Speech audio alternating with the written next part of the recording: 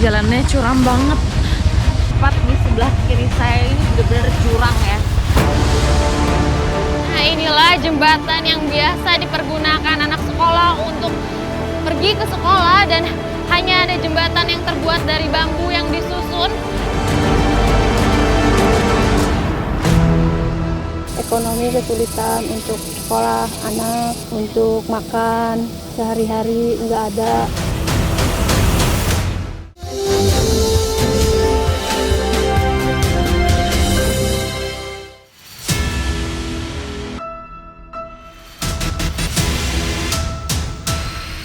Perjalanan tim Indonesiaku akan menyambangi Desa Cibulu, Kecamatan Cidaun, Kabupaten Cianjur, yang terletak di kawasan pegunungan 900 meter di atas permukaan laut. Sebuah desa yang subur, namun warganya tak kunjung hidup makmur.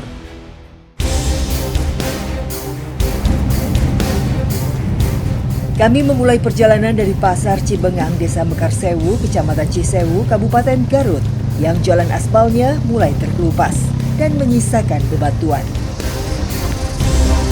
Sayangnya, setelah 1 kilometer perjalanan, kami harus kembali melewati jalan yang sempit. Ternyata untuk menuju ke Dusun Hegarwangi, saya harus melalui jalanan tanah merah, dan juga ini sangat curam sekali karena sedang musim hujan, jadinya sangat licin. Ditambah lagi jalanannya sangat berkelok, jadi perlu ekstra hati-hati. Jalan sepanjang 9 km menuju Dusun Hegarwangi masih berupa jalan bebatuan. Setelah berjalan kurang lebih 3 km, kami telah sampai di penghujung desa.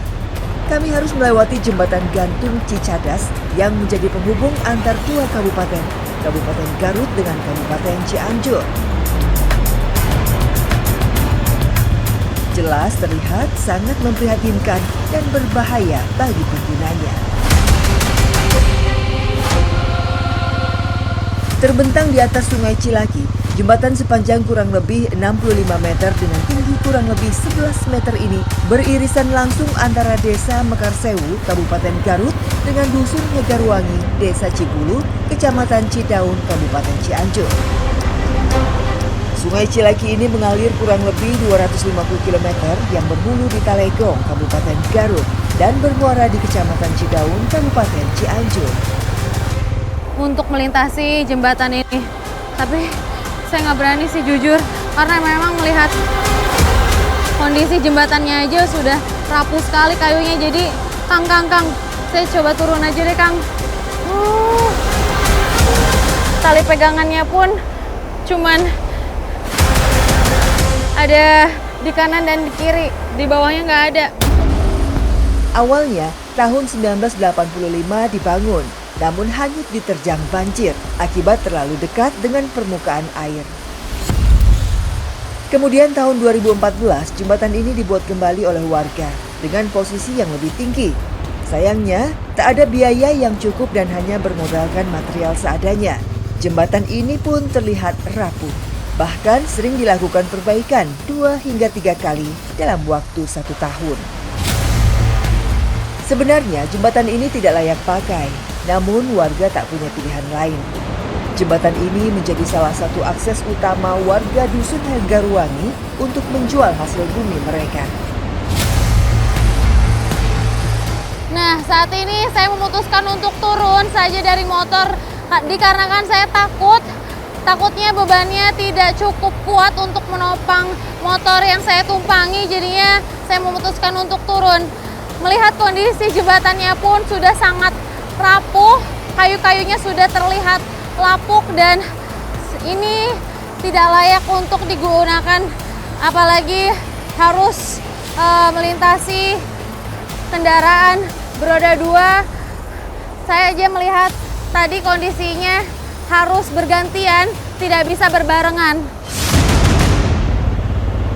Pengajuan pembuatan jembatan permanen sering disuarakan warga, namun hingga saat ini belum ada jawabannya. Dan warga hanya bisa pasrah dan terus berharap kepada pemerintah untuk membangun jembatan agar mereka dapat melintasi dengan perasaan aman dan nyaman tanpa was-was bertaruh nyawa. Setelah melewati jembatan, kami pun terus melanjutkan perjalanan kembali. Tak hanya jembatan saja, jalan bebatuan yang rumit kerap membuat roda selip dan roda depan terangkat. Jalan bebatuan sepanjang 8 km dan memiliki lebar 1 meter dibuat oleh swadaya masyarakat. Setelah kurang lebih 1 jam perjalanan, akhirnya sampai juga di lokasi tempat kami akan singgah.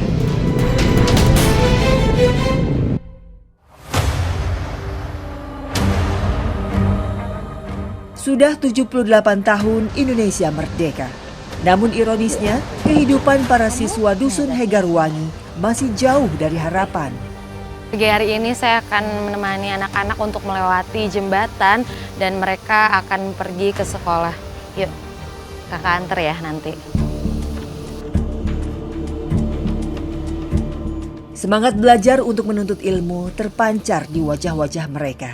Sayangnya, mereka hanya bisa pasrah dengan keadaan yang serba terbatas. Nah, inilah jembatan yang biasa dipergunakan anak sekolah untuk pergi ke sekolah dan hanya ada jembatan yang terbuat dari bambu yang disusun. Ini benar-benar membahayakan bagi mereka. Apalagi saya melihat semangat dari mereka untuk pergi ke sekolah itu sangat luar biasa, namun infrastruktur akses jembatan tidak mendukung mereka untuk pergi ke sekolah. Generasi penerus yang akan memajukan bangsa dan negara harusnya berhak mendapatkan akses pendidikan yang memadai dan berkualitas. Namun sayangnya, akses jalan dan jembatan di Dusun Hegarwangi masih jauh dari kata layak. Resa sekarang udah kelas berapa? Kelas 5. Kelas 5. Nah, bersekolah lewatin jembatan ini mulai dari kelas berapa tuh Resa? TK. Udah dari TK. Perasaan Resa kayak gimana sih ketika harus lewatin jembatan kayak gini? Kakak aja takut. Aku sih masih kecil takut, tapi diantar sama orang tua. Udah gede belajar gitu, jadi udah takut gitu. Kalau hujan kan licin, gitu, jadi aku harus Berusaha untuk sekolah. tetap pergi ke sekolah, Ya, meskipun hujan. hujan. Kalau hujan besar, kadang enggak sekolah. Itu aku enggak sekolah soalnya airnya naik. Oh iya, nggak apa-apa. Oh, kalau gerimis kecil tetap maksain. Ya, Emang kamu nggak takut kepleset gitu? enggak, aku pegangan aja yang berat.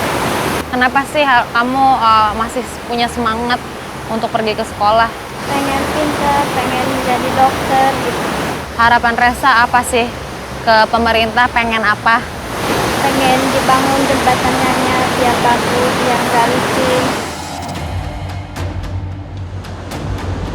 Jembatan Cidarengdeng dibuat tahun 80-an secara swadaya masyarakat. Jembatan ini menjadi salah satu tulang punggung warga untuk keluar masuk desa karena lebih dekat menuju kota yang berada di Kabupaten Garut. Nah, ternyata setelah menempuh satu jembatan yang tadi, kami pun harus melewati jembatan kedua dan kondisinya masih sama, masih berupa jembatan yang dari bambu. Memiliki panjang kurang lebih 100 meter, jembatan ini berdiri di atas Sungai Cilaki dengan ketinggian 12 meter dari dasar sungai. Jembatan ini menjadi satu-satunya akses terdekat warga menuju sekolah, ke rumah sakit, dan menjual hasil bumi mereka. Jembatan yang terbuat dari bambu ini setidaknya 3 kali setahun dilakukan perbaikan. Menurut informasi warga, pernah ada kejadian warga terpleset dan jatuh ke dasar sungai. Beruntung masih bisa diselamatkan. Ternyata bentangan jembatan ini sangat panjang, dari mulai jembatan 1 yang saya lewati, kemudian kedua, dan ini jembatan ketiga yang terakhir. Kondisinya sangat memprihatinkan karena memang ini masih belum menjadi jembatan permanen. Jembatannya pun sudah goyang ketika dipijak. Seandainya saja pemerintah membangun jembatan permanen, pastinya akan sangat membantu warga di sini. Apalagi anak-anak sekolah yang akan pergi untuk mencari ilmu. Ironinya, Jembatan ini terbuat dari bambu dan tali seling yang beralaskan kayu yang sudah mulai lapuk. Hampir setiap tahun jembatan ini diajukan untuk perbaikan. Nyatanya, hingga saat ini belum juga ada tanggapan. Warga pun berharap jembatan Cidarengdeng segera dibangun agar tidak membahayakan warga.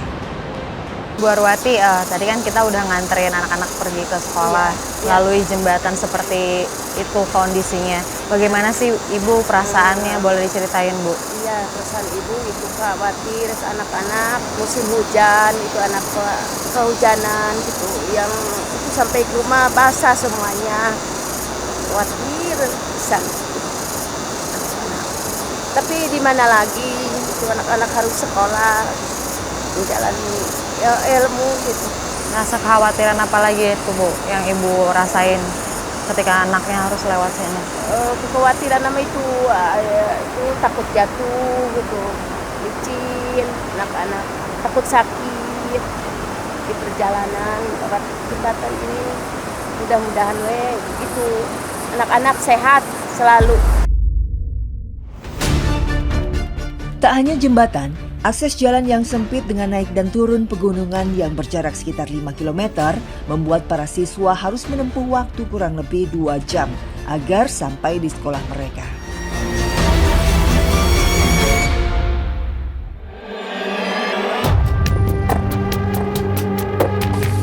Selain pertanian, warga menggantungkan rezeki dari pohon aren, salah satunya gula aren. Setelah berjalan kurang lebih 30 menit, akhirnya kami sampai di kebun aren.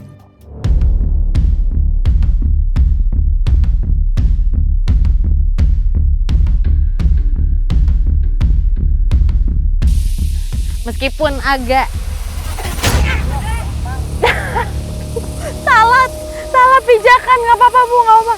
Ya Allah. Meskipun agak pendek pohon arennya, tapi tetap aja kalau misalnya tidak terbiasa, memang sulit untuk memanjatnya. Tapi nggak apa-apa, nanti saya coba lagi, Bu. Pohon arennya tidak terlalu tinggi, namun licin dan tetap harus berhati-hati. Nah, tadi karena saya habis jatuh, tapi saya mau mencoba lagi karena memang licin banget soalnya habis turun hujan. Aduh. Ke sini, Bu. Kemana nih, Bu? Ke sini. Banyaknya pohon aren membuat Bu Manah menggantungkan hidupnya dengan memproduksi gula aren. Sekarang giliran Bu Manah yang memanjat. Memang di sini biasanya Bu Manah pekerjaan sehari-harinya seperti ini. Nira disadap setiap 12 jam sekali pagi dan sore. Tanpa kenal takut, Manah menyadap Nira dengan terlebih dulu menurunkan lodong berisi air nira yang telah dipasang sebelumnya. Tak kurang dari 5 hingga 10 liter air nira harus diturunkan. Nah, ibunya tadi melakukan proses penyayatan. Fungsinya adalah agar nantinya air niranya mengalir dengan deras, ya, Bu, ya. Sebelum turun, Manah juga harus menyadap nira dengan memasang lodong yang kosong yang telah dipersiapkan sebelumnya. Sudah 5 tahun Manah mengambil air nira. Ia terus berjuang untuk menghidupi keluarganya yang masih serba kekurangan. Ibu kasesah ibu teh naon, kan hari-hari teh harus nyadap nira, nyari uang. Nah, itu kayak gimana? Boleh diceritain, Ibu? Hadapan abdi teh jauh. Teh leur, hujan oge da butuh diteange, da butuh eta sehari-hari abi pangabutuh abi. Lamun hujan kumaha? Maksakeun disadap hujan oge. Ibu kahoyong ibu ka pamarentah naon? Yo jalan cenah hayang dibangun. Jujur perasaan saya sedih karena memang ibunya juga sudah umurnya sudah lebih dari 50 tahun, ya, Bu, ya. Tapi harus menjadi tulang punggung bagi keluarganya. Dalam sehari, 13 hingga 15 liter air nira bisa ia kumpulkan. Penyadapan air nira pada hari ini sudah selesai. Selanjutnya kita akan menuju ke proses pembuatan gula merah. Mari Bu.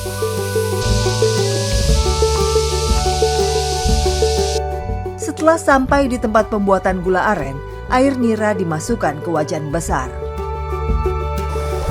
Sebelum air niranya dimasukkan ke dalam wajan, terlebih dahulu harus dilakukan penyaringan agar kotorannya tersaring. Setelah dilakukan perebusan kurang lebih 3 jam, air nira sudah mulai mengeluarkan buih. Ketika air niranya sudah menggolak seperti ini, lalu muncullah buih-buih seperti ini. Dan ini buihnya harus segera dibuang agar gula merahnya nantinya tidak cepat basi. Agar menghasilkan gula dengan cita rasa gurih dan lebih keras, biasanya diberikan sedikit kemiri. Setelah mendidih dan warnanya berubah menjadi kekuningan, waktunya diberikan kemiri. Nah, fungsinya itu adalah agar nantinya gula merahnya lebih padat dan lebih wangi. Proses pembuatan gula aren butuh waktu lebih dari 5 jam.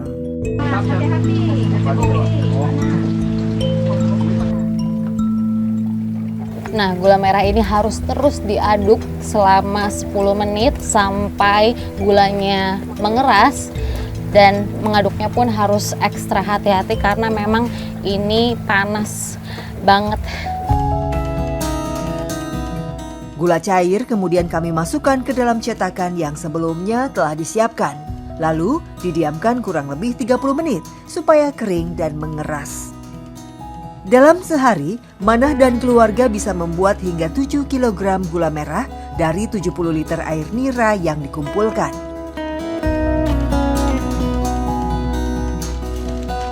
Harga gula di pengepul lokal dipatok Rp13.000 per kilogram.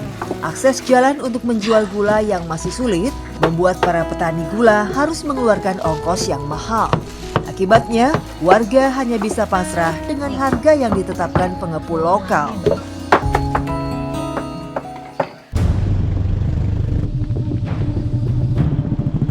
Ini sudah terlihat sangat tidak layak digunakan untuk dilalui oleh warga di sini.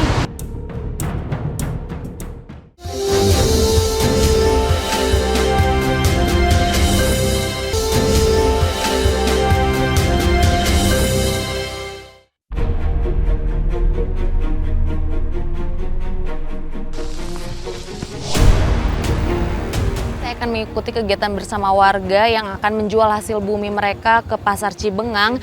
Nah, Pasar Cibengang itu biasa beroperasi dari jam 3 pagi hingga jam 7 pagi. Ya, ayo Kang.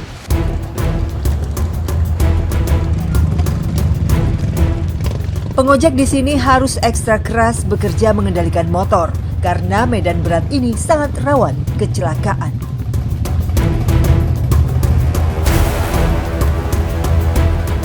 Kang.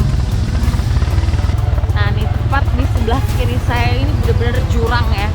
Ditambah lagi jalanannya hanya setapak dan juga masih berbatuan. Kalau musim penghujan seperti ini, kondisi jalanannya benar-benar licin, jadi kami harus sangat berhati-hati saat melintasinya. Kalau tidak, bisa saja kami terperosok ke jurang. Ojek motor yang terampil dan punya skill bermotor di medan sulit jadi andalan. Dengan lincah, mereka mengangkut hasil panen melalui jalan yang sempit, licin, dan bebatuan. Jantung saya yang ikut menumpang berdebar kencang karena medan ini sangat menantang. Salah sedikit saja, kami bisa terguling.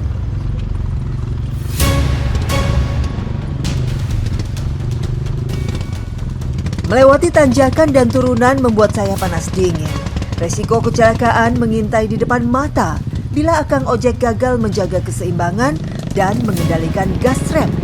Laju motor yang stabil jadi kunci keselamatan kami. Hati-hati ya Pak. Jujur perasaan saya takut banget karena ini tinggi banget dan lebarnya hanya 1 meter, hanya bisa dilalui oleh 1 kendaraan saja. Papannya pun sudah sangat lapuk sekali, sudah sangat lusuh dan ini sudah terlihat sangat tidak layak digunakan untuk dilalui oleh warga di sini. Apalagi mereka membawa hasil bumi mereka untuk dijual ke pasar.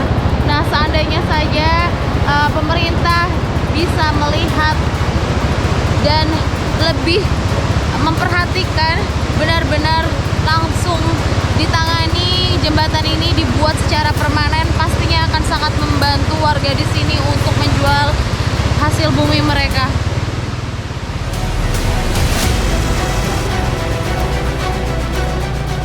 Tak heran, ongkos ojek motor dipatok per kilogram beban, sekitar Rp1.000 per 1 kilo. Sekali bawa, ojek motor bisa membawa beban 100 kg. Artinya, 100.000 yang harus dikeluarkan petani. Harga ini pun seringkali tak bisa menutup kebutuhan reparasi motor yang sangat sering rusak. Namun, pekerjaan ini tetap mereka jalankan demi penghasilan yang tak seberapa dan niat baik membantu warga lain mengantarkan hasil bumi ke pengepul. Ya, akhirnya saya telah sampai di Pasar Cibengang yang mana mereka biasa menjual hasil buminya. Pasar ini beroperasi setiap 1 minggu sekali, buka dari jam 2 subuh hingga jam 9 pagi. Warga Dusun Hegarwangi mengandalkan pasar ini untuk menjual hasil bumi dan membeli kebutuhan dapur mereka.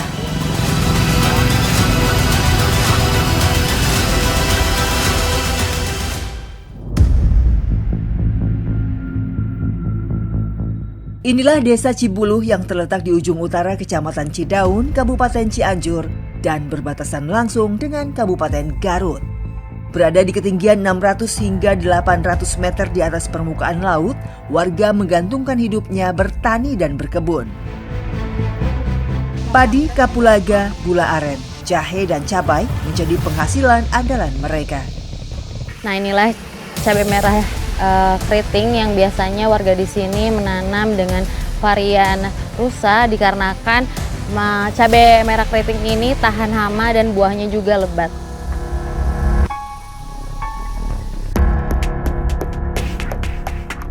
Hamparan cabai seluas 1/4 hektar ini milik Pak Olid. Saat panen raya bisa menghasilkan 250 kg. Sayangnya, saat hujan mulai turun, tanaman ini banyak diserang hama. Sementara harga obat dan pupuk tanaman tak terjangkau petani, sehingga hasil panen pun menurun. Para petani di sini biasanya memetik cabai yang berwarna merah seperti ini. Merahnya juga matang dengan sempurna, namun ketika terkena hama mereka terpaksa harus memetik yang berwarna hijau untuk meminimalisir terjadinya kerugian. Usia panen sekitar 3,5 bulan dan setelahnya dapat dipanen setiap 1 minggu sekali dalam waktu selama 3 bulan. Harga obat-obatan dan pupuk yang mahal membuat para petani pasrah karena tidak punya modal membelinya. Akibatnya hasil panen pun menurun, bahkan sering mengalami gagal panen. Salah satu buruh panen adalah Bu Ani. Kondisi ekonomi yang tak menentu, minimnya penghasilan membuat ia harus terus berjuang untuk menyokong ekonomi keluarganya. Ibu udah berapa lama jadi buruh petik kayak gini? Di rumah tangga kio tani. Kalau lagi musim panen seperti ini, biasanya ibu diburu berapa sih, Bu? Ya amun di kilo 1.000 sekilo, namun di hari 40.000 sehari. Biasanya ibu dapatnya berapa? Kadang dapat nu panen aya buburuhaneun mun teu aya mah teu aya. Penghasilan ibu kalau per bulan berapa, Bu? Paling ukur 200 itu per bulan. Dengan penghasilan ibu per bulan segitu, emang cukup buat hari-hari? Ya cukup we meureun da di mana deui. Pengen dibantu sama sesama nu baturan nu gitu tetangga mah terus dibantu gitu, ibu mah teu dibantuan gitu. Itu kenapa, Ibu? Ibu udah pernah nanya mengajukan ke desa enggak? Pun sok itu ka RT gitu pangdaftarkeun atuh aya batur ka bagian wae aya ibu henteu gitu nya.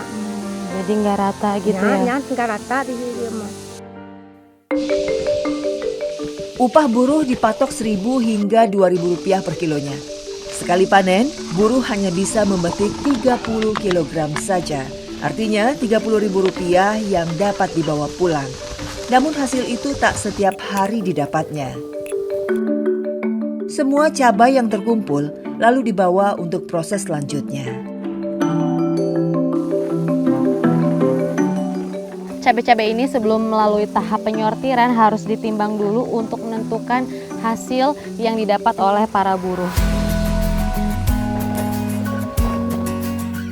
Sebelum dijual, cabai disortir terlebih dahulu. Nah, tujuan dari penyortiran ini adalah agar nantinya pada saat proses penjualannya itu kualitasnya lebih bagus dan harga jualnya juga jauh lebih tinggi.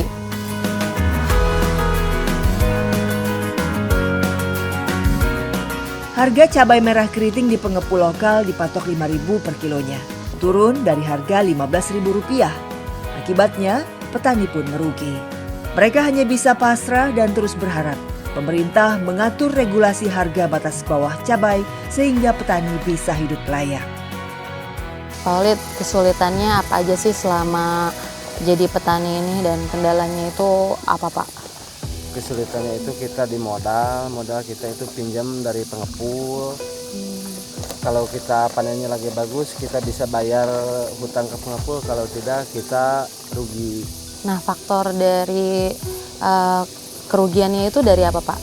Biasanya kerugian itu dari cabainya yang kurang bagus, panen tidak melimpah, harga juga mempengaruhi, harga juga murah.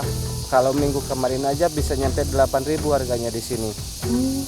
Kita itu kalau harga segitu gak kebagian, habis aja pakai buruh sama yang ngangkut. Harapannya itu ke pemerintah, kita biar jalan bisa bagus, terus pupuk subsidi itu bisa nyampe ke sininya lebih mudah dan gak terlalu mahal gitu, dan obat-obatan kalau bisa jangan terlalu mahal-mahal gitu. Karena jalannya kan susah lewat jembatan gantung gitu.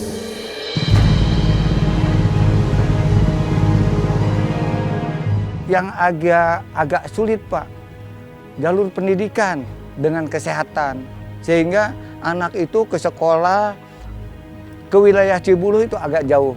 Contohnya di Jembatan Cidarengdeng, Pak, itu lebih akses deket ke SD, itu ke SD Dangur, itu Desa Cisewu, Kecamatan Cisewu, Kabupaten Garut, sehingga anak harus berjalan situ, termasuk perekonomian juga harus melintasi jembatan yang sangat kurang bagus.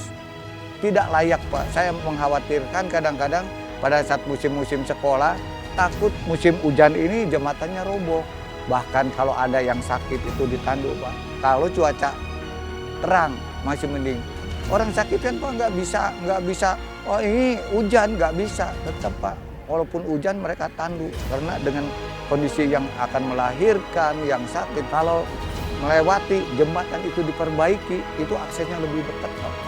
Sehingga ada sampai yang sakit di perjalanan itu pernah sih, ya parah dibawa kembali lagi, ya itu rahasia Allah ya. Harapan saya mengajukan juga sudah, tapi mungkin karena pemerintah kabupaten juga dilihat ada beberapa puluh kecamatan, ada beberapa ratus desa, sehingga harapan saya barangkali dengan ada bantuannya dari provinsi atau dari pusat, sehingga jalur pendidikan bisa tertangani, akses jalan dengan arti kata jembatan juga harapan saya, provinsi dengan pusat itu harapan saya ikut membantu.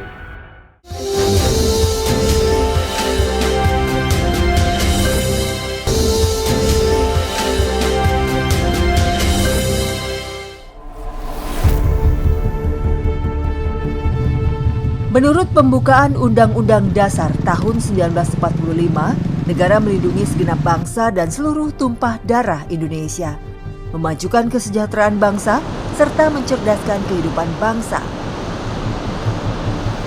Faktanya, warga desa Cibulu masih banyak yang hidup dalam kemiskinan dan tak memperoleh akses pendidikan yang layak.